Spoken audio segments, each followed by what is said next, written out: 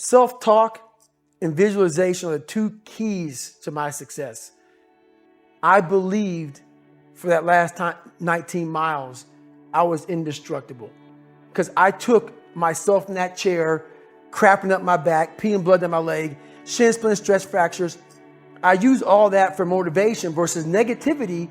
I use it for motivation. I said to myself, who on this fucking earth would still be going right now? You are. You are. You gotta be the hardest motherfucker on the planet. Is it true? I don't give a fuck. At that time, it got me to the finish line of that fucking race. I believed it. I believe it today. I believed it enough to where my body said, he's not gonna stop. And I took all the negative things. I need to go to the hospital, this and that. And I used it all. Who the hell could even get on that chair? You did. Who the hell would even think about taping stress fractures up? You did. All those things I use for motivation. When you really sit back at your life and you are in that dark room and you're looking at where you started from and you tell yourself, God, dog, man, my mom is this way. My soon-to-be stepdad got murdered. My dad beat the shit out of me.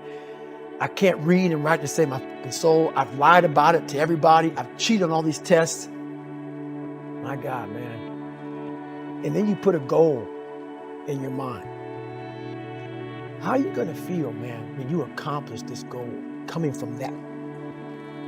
Coming from the fucking hell you came from. A lot of people start from a good starting point. They have a good foundation. What if you can surpass all of these motherfuckers?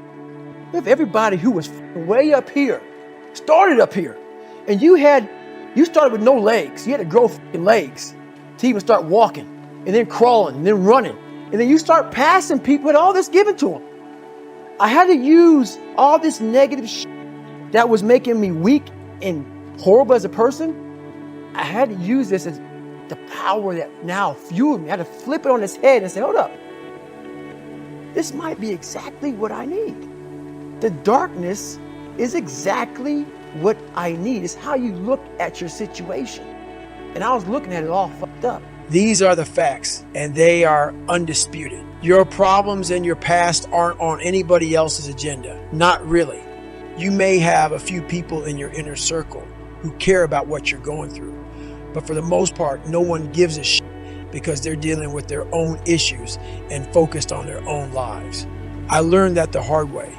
On our drive from Buffalo to 117 South McGuire Street in Brazil, Indiana, when I was 8 years old, I assumed I was going to walk into the biggest pity party of all time. I expected balloons, cake, ice cream, and big warm hugs.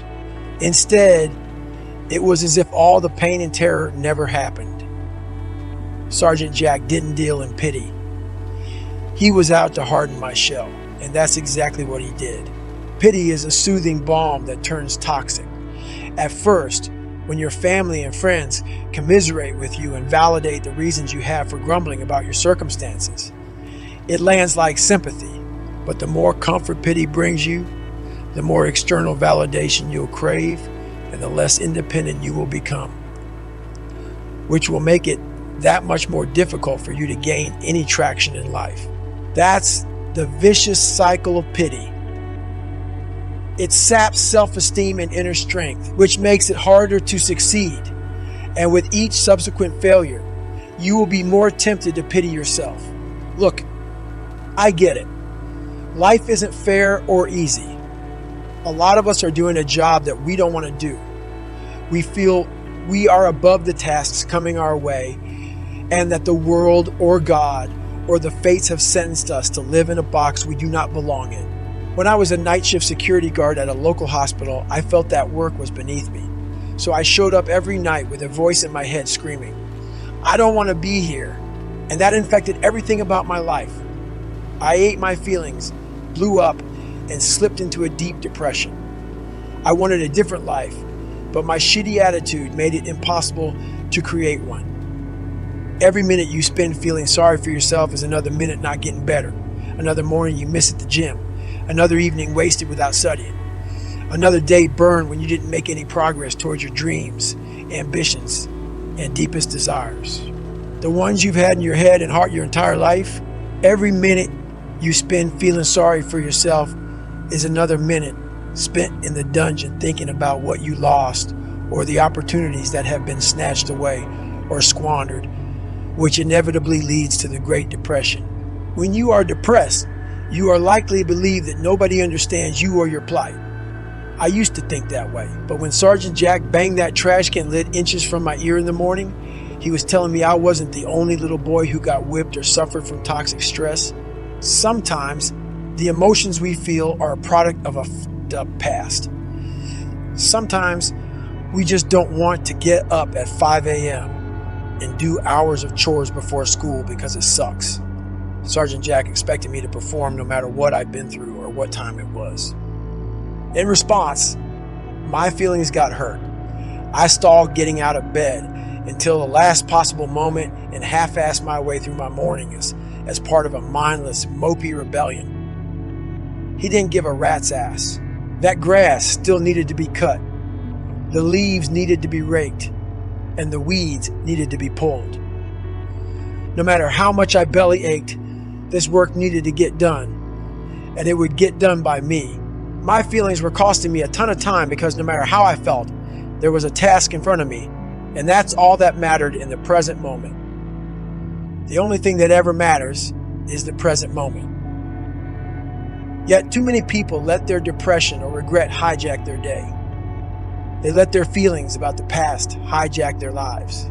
Perhaps their fiance left them at the altar or they got fired without cause. Guess what? One day, they will pan back and realize that nobody fucking cared about any of that but them. I don't care what you've been through. I can feel bad for you. I can have sympathy for you, but my sympathy won't get you anywhere.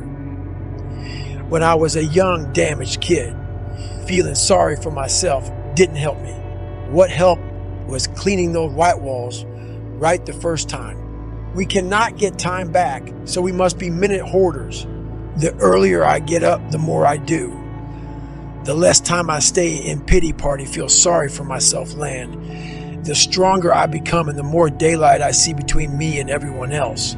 When you separate yourself from the pack by cultivating the values and priorities that lead to greatness, mountains of adversity and hardship become speed bumps, and that makes it easier to adapt to the road ahead and build the new life or sense of self you crave. When I went to live with Sergeant Jack, I was forced to adapt extremely fast. Everyone was hard on me my whole life, but I came out of all that with lessons learned that stuck with me. Those who learn to adapt survive and thrive.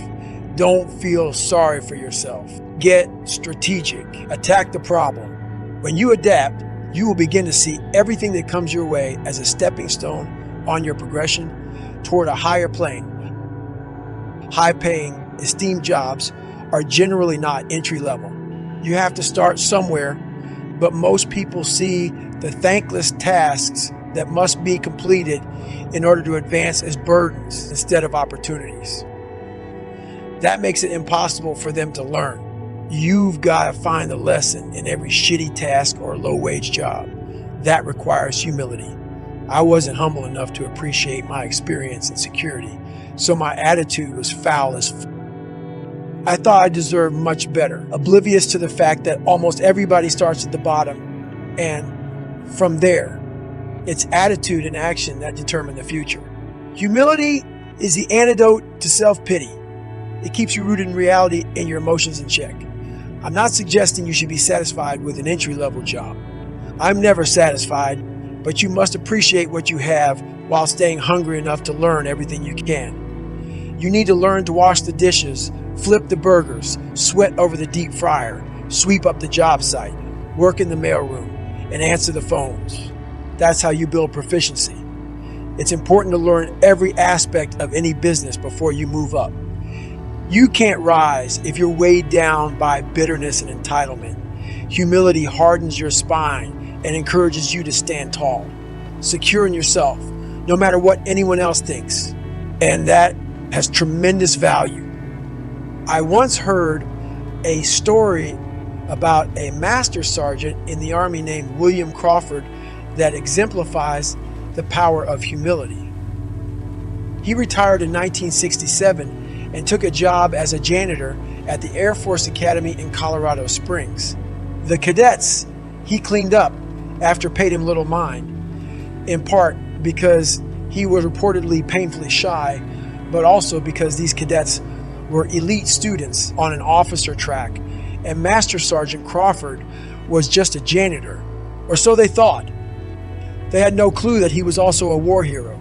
In September 1943, the 36th Infantry Division was getting blitzed by German machine gun fire and mortars during a pivotal World War II battle for a piece of Italian real estate known as Hill 424. The Americans were pinned down with no escape route until Crawford spied 3 machine gun nests and crawled beneath rivers of bullets to toss a grenade into each of them. His bravery saved lives and allowed his company to advance to safe ground, and after the 3rd direct hit, the Germans abandoned Hill 424, but not before they took Crawford prisoner.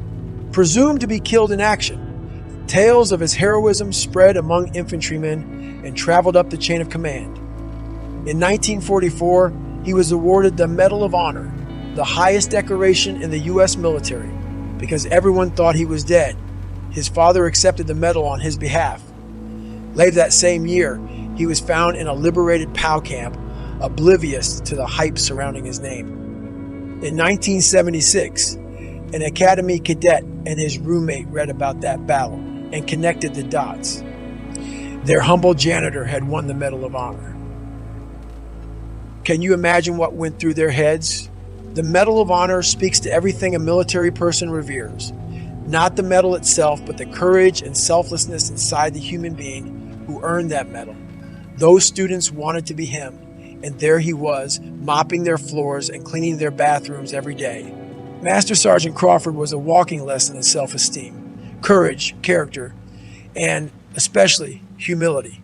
The way I see it, Master Sergeant William Crawford had figured it the f*** out. The Medal of Honor didn't change him.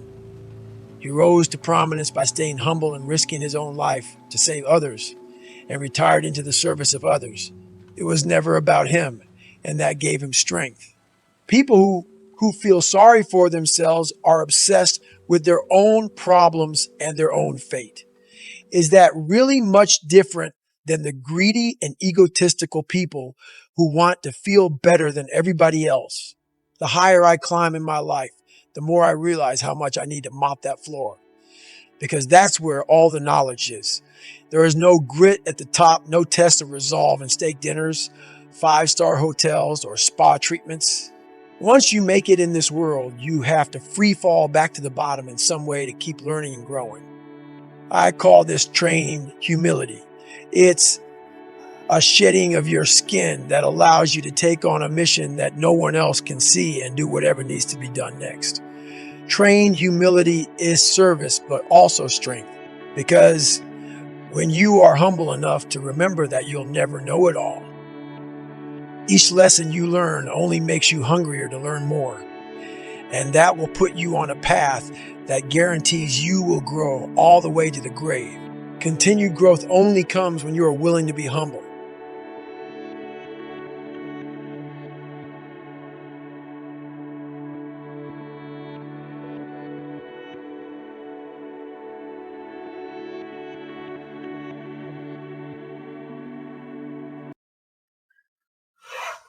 Self-talk and are the two key to my success.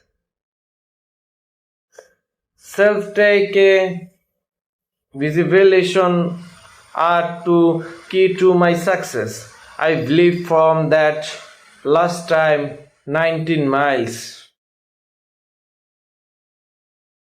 I was inestable because I took myself in that cares. Suffering up my back, paining blood down my leg, sin sleepnet, stressed, futures. I use all that for motivation negatively. I sighed to myself, who on this motherfucker? fucking earth